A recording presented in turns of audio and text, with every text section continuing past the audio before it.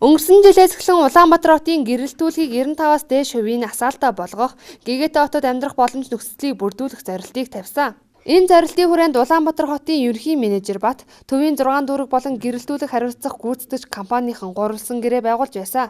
Гэрээний гол утга нь өмнө нэг л компанид бүх ачааллыг өгч, нийслэлийн хэмжээнд хүрч ажиллаж амждаггүй байсан хуучин тогтолцоог халж, дүүрэг бүр өөрсдийн нутаг дэвсгэртээ гэрэлтүүлэг хариуцсан гүйцэтгэгчтэй болоход оршиж байсан юм а. Тиймээс энэ гэрээг хийснээс хойш дүүрэг бүр өөрсдийн гэрэлтүүлгийн асуудлаа хариуцах болсон байна.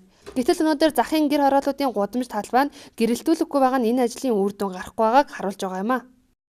Энэ хотын төвийн гэрэлтүүлгийн асуудал одоохондоо бол болж байгаа юм шиг санагддаг. Хотын захуулар нь аимшигтай юм билээ шүү дээ.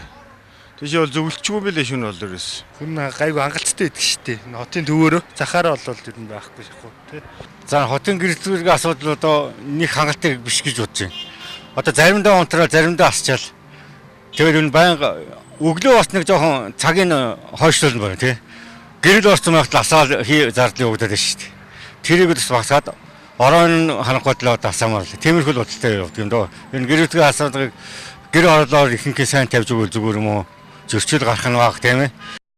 2006 6000 орчим байсан хотын гэрэлтүүлэг энэ жил 3 дахин нэмэгдэж нийтийн эзэмшлийн талбай л хэд 8000, гэр хороолт 100000, орон сууцны хороолт 2000 орчим гэрэлтүүлэг тавьсан байна.